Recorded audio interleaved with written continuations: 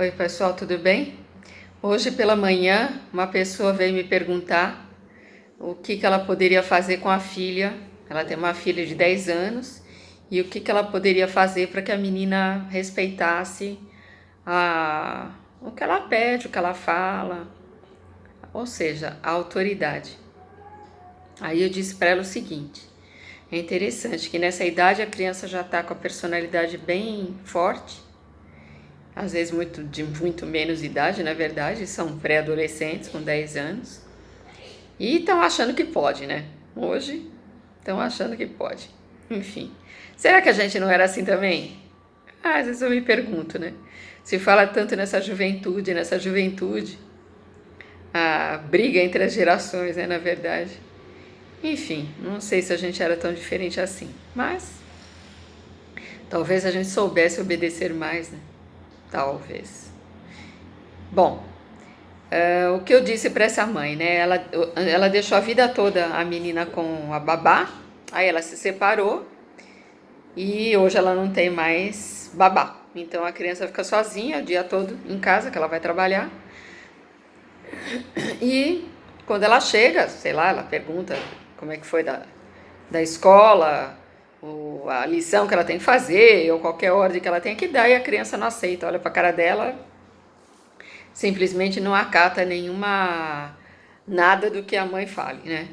Então eu vejo que esse é um problema, não é só dessa mãe, esse é um pedido de socorro dessa mãe que ela fez hoje pela manhã. E o que eu respondi para ela? Falei, olha, em primeiro lugar, a gente tem que entender o que funciona, como funciona essa tal autoridade para uma criança, ou seja, um orientador. A criança, ela só vai obedecer quando ela sentir que essa pessoa tem alguma autoridade na vida, uma visão da vida.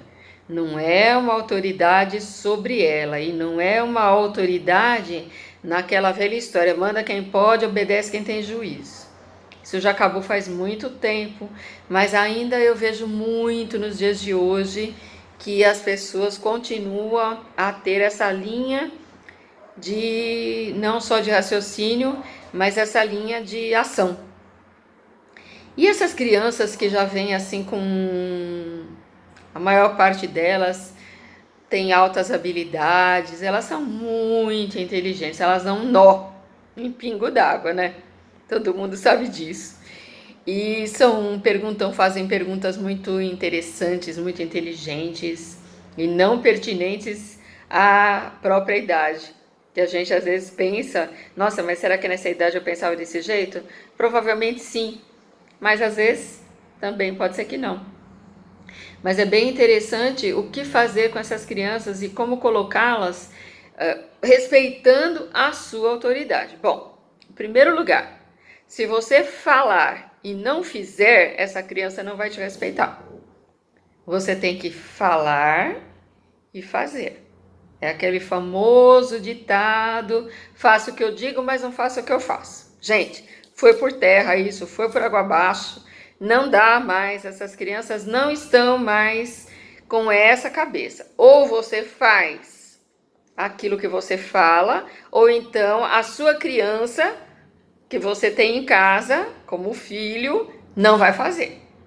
Então, esse é um ponto bastante interessante dentro dessa questão educação dos filhos em casa.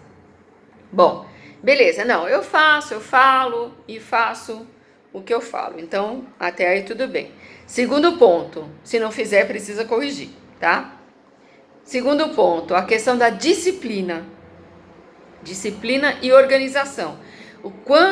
Enquanto pais, somos organizados e disciplinados.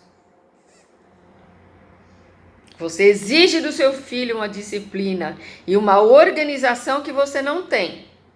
Você exige do seu filho que coma cenoura e você odeia cenoura.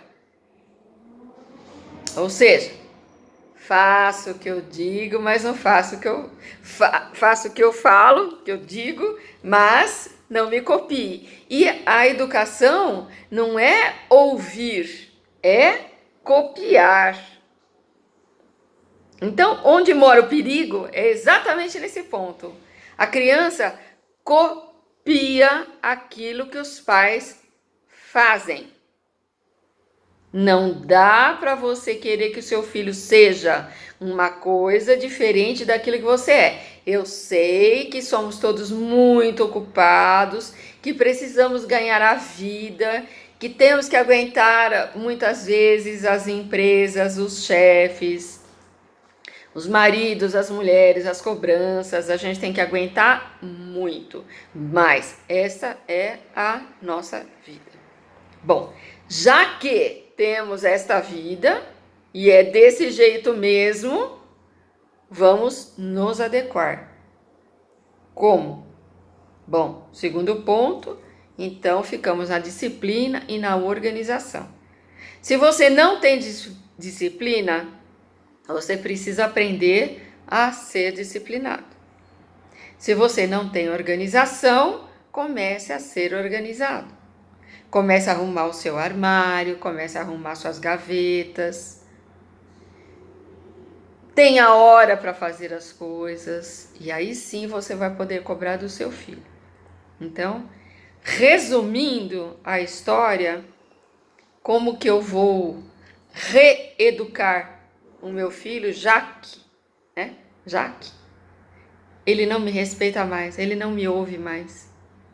Bom, pensa, respira e veja a estratégia que você consegue colocar na sua vida. Se o seu filho não te respeita, se ele está fazendo coisas que não devem ser feitas, que você está vendo um comportamento inadequado no seu filho, pense naquilo que você precisa mudar enquanto pai, enquanto mãe, enquanto educador. Em primeiro lugar, nós somos os educadores, orientadores dos nossos filhos.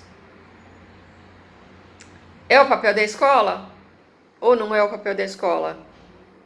É o papel da escola, mas é o papel do pai e da mãe.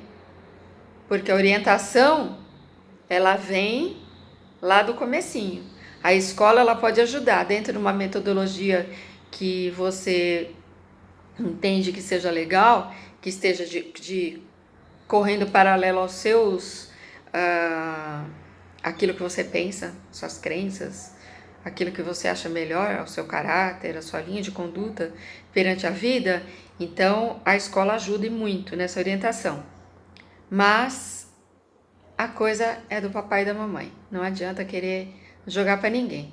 Vovô, vovó, tio, babá, enfim. Quem vai dar esse norte vai ser o pai e a mãe. Não tem outra pessoa para fazer isso. Se não corrigido nessa fase, ou mesmo que a criança já apresente muito problema, vai para o psicopedagogo, vai para um psicólogo, vai ajudar? Claro que sim. Claro que sim. Claro que sim. Mas quem vai fazer isso, em primeiro lugar, é o pai e a mãe. Então, o ponto principal para todos nós, enquanto pais e mães e educadores, pararmos e fazermos uma análise de que eu faço o que eu digo que faço? Ou eu faço aquilo que eu mando meu filho fazer? Se a resposta for não, então você precisa ajustar a sua fala, a sua prática, a sua ação no seu dia a dia. Eu garanto para você que isso vai modificar muito essa questão da relação autoridade, pai e mãe, em relação ao seu filho. Eu não tenho dúvida disso. Eu não tenho dúvida. Isso muda a estrutura familiar. A autoridade, ela é necessária para que a criança cresça saudável. Existe o rigor e existe o amor. Os dois pontos. O rigor e o amor devem andar juntos. A necessidade é o rigor. O amor, todo mundo sabe, todo mundo é gostoso, é a parte do acolhimento, é a parte de você dar um presente, isso daí a gente sabe fazer bem. Agora, e o rigor também a gente sabe fazer, mas nem sempre da medida correta. Às vezes a gente usa muito rigor, que também não dá certo, e às vezes a gente usa só o amor, que também não dá certo. Então é aquela coisa, eu brinco sempre, né? É aquela historinha assim. Se você tá com a sua mão aberta e você coloca um montinho de areia, se você deixar a mão muito aberta, ela vai cair. A areia vai sobrar pouquinho na sua palma da mão. Se você apertar muito aquela areia, ela vai escorrer pelos dedos. Ela também vai fugir da sua mão, vai sobrar só um pouquinho na sua mão, tá? O pulo do gato, qual é? É você fazer uma conchinha com a sua mão. Então, essa conchinha significa o acolher. Acolha o seu filho. Converse com o seu filho. Não fique triste se ele falar para você: "Ah, mas você quer que eu coma cenoura e você não come cenoura". E aí? Aí você vai responder para ele: "Então vamos experimentar a comer a cenoura ou vamos escolher um outro legume que comamos nós dois juntos". Tá bom, pessoal? O que vocês precisam, na verdade, é entender que essa autoridade, ela parte do seu coração. É você fazer aquilo que você deve fazer com o coração. E seu filho vai entender e vai seguir esse caminho e vai respeitar você como orientador e como um pai ou uma mãe. Na verdade, um orientador, que é o que a gente é. Tá bom? Beijos no coração de todos.